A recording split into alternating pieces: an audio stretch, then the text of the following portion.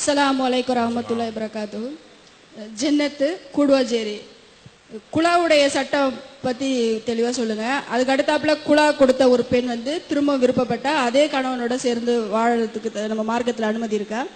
இதை பற்றி மற்றவங்க நம்ம கிட்ட விளக்கம் கேட்கும்போது ஆதாரபூர்வமாக அதை சொல்ல முடியல. அது தெளிவாக தெரியும். அதாவது ஒரு கணவன் மனைவியை விவாகரத்து செஞ்சுட்டான்னு வைங்க, செஞ்சால் முதல் விவாகரத்து செஞ்சுட்டான்னா அவங்களுக்குள்ள சேர்ந்து மறுபடியும் வாழ முடியும்.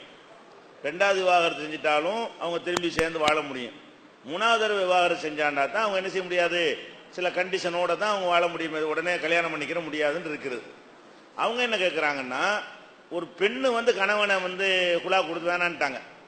பெண்ணுக்கு விவாகரத்து உரிமை இருக்குது. அந்த கணவன் வேணான்னு சொல்லி பிரிஞ்சிட்டாங்க. பிரிஞ்ச பிறகு அவங்களும் தப்ப உணர்றாங்க, அவரும் உணர்றாரு, நம்ம சேர்ந்து வாழ்வோம், அந்த கணவனும் அந்த மனைவியுமே சேர்ந்து வாழலாம்னு விரும்புறாங்க.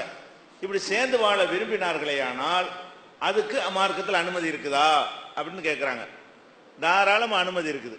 ஒரு பெண்ணு கணவனை வேணான்னு சொல்லி பிரிஞ்சு போன பிறகு அந்த கணவனோட வாழணும்னு விரும்பினால் அவரும் அதை ஒத்துக்கொண்டால், இந்த கணவன் என்ன செய்யணும், அதை ஒத்துக்கொண்டாரையானால் திருமணத்தின் மூலமாக சேர்ந்து வாழலாம். சும்மா கூட்டிட்டு போயிட முடியாது. பழையபடி திரும்ப ஆரம்பத்திலிருந்து கல்யாணம் முறைப்படி கல்யாணம் பண்ணி மகர்லாம் பேசி அவங்க ரெண்டு பேருக்குள்ள கல்யாணம் பண்ணி என்ன செய்ய முடியும், வாழ முடியும். இப்போ அதுக்கு என்ன ஆதாரம்? அதுக்கு ஆதாரம்லாம் வேண்டியதில்லை. அதுக்கு ஆதாரம் கேட்கவே கூடாது. ஏன், எப்போ அவங்க ரெண்டு பேரும் டைவர்ஸ் பண்ணிக்கிட்டாங்களோ இவர் அந்நியர் ஆயிட்டாரு, அவங்க அந்நியர் ஆயிட்டாங்க. ரெண்டு பேரும் அந்நியர்கள். ரெண்டு அந்நியர்களுக்கு மத்தியில் கல்யாணம் பண்றதுக்கு என்ன சட்டமோ அதான் அவங்களுக்கு மத்தியில் உள்ளது. ஒரு அந்நியான ஒரு அந்நிய பெண்ணு மகரம் இல்லாத திருமணத்திற்கு அனுமதிக்கப்பட்ட உறவினர், அந்த உறவு இல்லாத இருப்பாங்க இல்லையா, தந்தை அண்ணன் தம்பி, இந்த மாதிரி உறவு இல்லாதவங்களா இருந்தா அவங்களை எப்போ வேணாலும் கல்யாணம் பண்ணிக்கலாம். இந்த தலாக்கு மட்டும் ஏன் அப்படி வருதுன்னு கேட்டா, அல்ல அப்படி சொன்னதுனால மூணாவது நீ தலாக்கு சொல்லிட்டேன்னா வேற ஒருத்தனுக்கு வாழ்க்கப்பட்டாதான் நீ கல்யாணம் பண்ணணும்னு அங்க ஒரு கண்டிஷன் எல்லாம் போட்டுட்டான். இந்த பெண்கள் விவாகரத்து பண்ணுவதற்கு அப்படி ஒரு கண்டிஷன் மார்க்கத்தில் போடப்படலை. குர்ஆன்லயும் போடப்படலை, ஹதீஸ்லயும் போடப்படலை.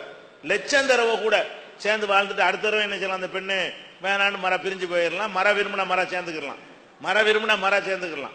அவர் ரெண்டு பேரும் ஒத்துக்கிறானா, ரெண்டு பேரும் மனப்பூர்வம் ஒத்துக்கிட்டார் கிடையாது. திருமணத்தின் மூலமாக என்ன செய்யலாம், சும்மா கூட்டிட்டு வர முடியாது. ரெண்டு பேரும் அவங்க கல்யாணம் பண்ணி என்ன செய்யலாம், மகர்லாம் கொடுத்து வாழ்ந்து கொள்ளலாம். அதுக்கு எந்த விதமான தடங்களோ தடையோ மார்க்கத்தில் கிடையாது. அது உள்ளதுதான் சாதாரண.